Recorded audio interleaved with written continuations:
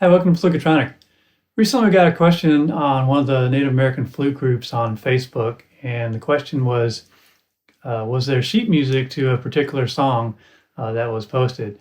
And this was a song by R. Carlos Nakai. It's called Woodsong. It's on one of his earlier albums. And did a quick Google search and of course didn't find any sheet music. Unless something is very popular and probably popular music, or classical or jazz or whatever, you're not going to find sheet music to this kind of music. So I thought for a few seconds and thought, I think I can make that. So today we're going to go over the process of what I went through to turn that song into at least a passable transcription. And we'll talk about the tools along the way and some techniques on doing that. So what you're going to need is some kind of software that does audio to MIDI conversion or audio to pitch detection. You're also going to need some kind of notation software. Those are the two main things you're going to need. So what I'm going to use is Reason 12 and a capability in there called Pitch Edit. There's other software packages like Melodyne's probably the most famous one. And for notation, I'm going to be using a package on the iPad called Notion. Of course, there's all kinds of different notation options. So I'm going to use those two as my main tools. But if you have something else available, go for it. Okay, the first step of the process is you're going to have to get the audio from wherever it lives into your software. And in my case, I found this song on a YouTube video. So there's ways to scrape audio off of YouTube. I won't go into detail on that today. I'm using a program called ClipGrab. Now I should mention that do be mindful of intellectual property rights and copyrights and those sorts of things. So don't do anything you're not supposed to do. Now today I'm going to be using this kind of as a fair use and educational purposes. So I wouldn't try to publish this transcription. And you'll see it's kind of rough anyway, so you wouldn't want to try and sell this anyhow. But wouldn't try to sell that transcription or make a recording of the song and try and put that on a CD for sale, that sort of thing.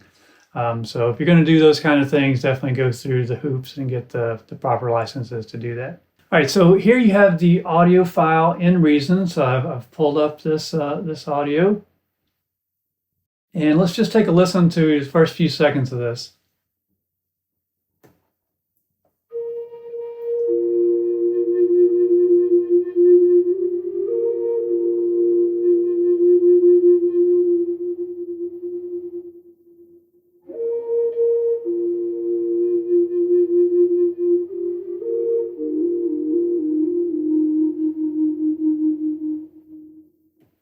All right, so that's enough. Okay, so I'm going to expand the audio and go into Pitch Edit. All right, so when you come into the Pitch Edit view, and this is pretty much the segment we just played, the first two phrases there. You come into Pitch Edit and you get kind of a piano roll view of the audio, and it's broken up into notes. So you can kind of read over to the left that there's a note at B flat and then a note at F and so on. So it's kind of detected what is the pitch of this little audio bit, and you can see there's lots of notes here. All right, so that's the basics for Pitch Edit. So it just kind of breaks up your audio into individual notes. Now, the next thing you're going to do is say bounce audio clips to MIDI. And I've already done that here, so I'll just open this track here. There we go. All right, so that's just going to produce a MIDI track of the audio track. And if I look at here I see those same notes that were superimposed on the audio in the audio track, now just broken out into their own MIDI track. Okay, so here's the MIDI representation of that audio track.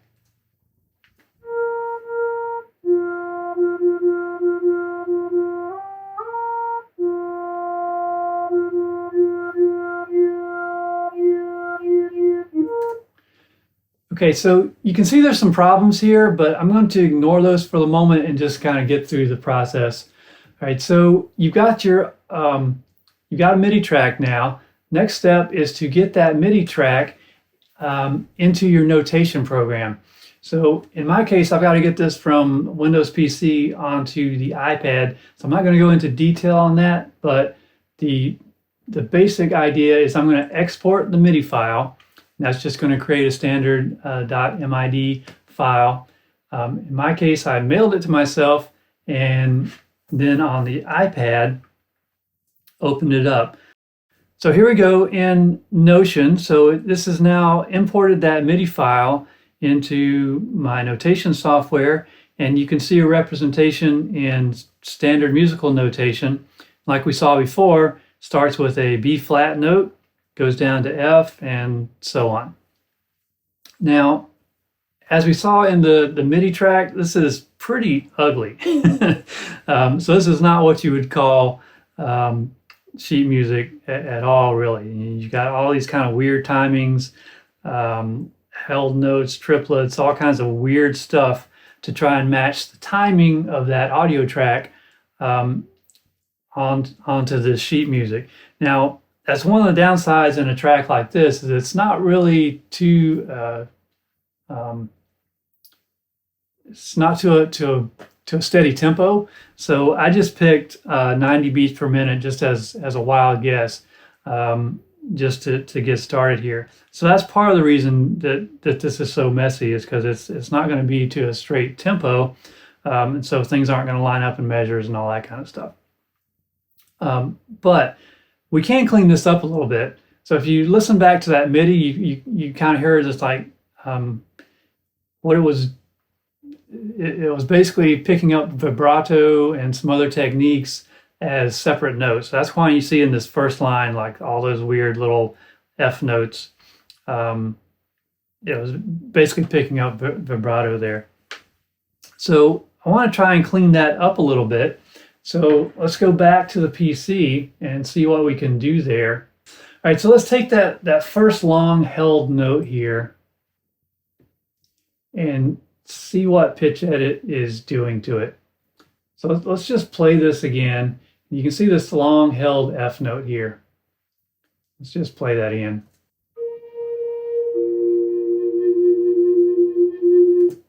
All right, let's just stop right there. So that first B flat note, that is two distinct notes. And you can see here, if I click on the waveform here, you see two notes there. So it did a good job there. This F note, if I start clicking, each of these little dividers, you can see it's treating each of those as its own separate note. We don't want that. So the way to clean that up is just to select those segments and click the delete button. So now it's going to see that entire stretch there just as one note. And I went through, and I won't bore you here, but I went through the whole song and basically cleaned it up. Went through the same process: export to MIDI, re-import into Notion. So let's flip back over to Notion and see what that looks like. Okay, let's look at the final version here. So this is concert pitch. So coming out of the MIDI file, I know that it started on a B flat. The low note is C. So one thing I can tell is that this was played on a low C Native American flute. So this is concert pitch, and it looks like I also combined the first note, which I probably shouldn't have done. But you can see that first held note, that held F there, it's now just one long note. Same with the second held F. So this is a much better representation of the song. It still gets twiddly a little bit, like around measure 15. But if you listen to the song, it does go up and down from that E flat to the F. And it even captures some of the things like the slides, like measure 19 or 20. See that slide kind of up through the F sharp to G. That's actually a slide. So it's not going to capture all the nuances of Native American flute, obviously. But this gives you just a guide, at least, to be able to play the song. Now, I will say a couple of more things. So this is concert pitch.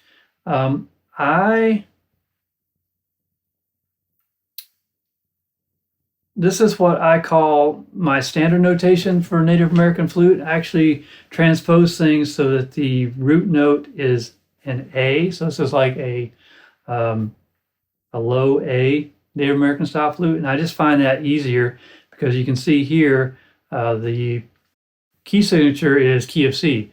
So this is a lot easier. I'll give you a link to a video a couple of years ago on why I think that is a good choice. So this is my standard notation here. Some folks like Nakai tab.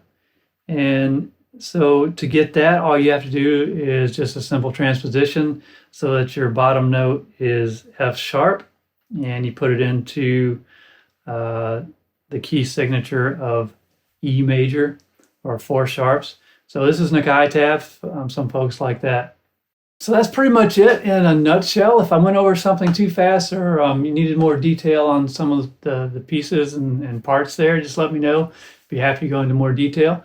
But some of the reasons why you might use this, I've actually used this technique on my own playing to kind of figure out what I was doing at times.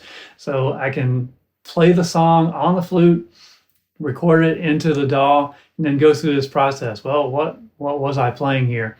And that can be very useful to figure out, well, now what kind of harmony or chord progression or something like that do I put on top of that? So this can be very useful in your own playing and music production. It also be useful, as we saw here, to kind of figure out what's going on in a piece of audio if your ear's not so good or whatever. Now, some limitations. We saw a couple of limitations is that the notation you're going to get back is not likely to be pristine. Now, if this were on my own productions and I knew what my tempo was, I could go in and edit either the MIDI in the DAW or the notation. Once I got into Notion, I could edit that around a little bit so that it looked like real sheet music. So if you need that, then all those tools are there to do that. Okay, I think that's it. Like I said, any questions or any more detail you want me to go into, let me know. Other than that, we'll see you next time.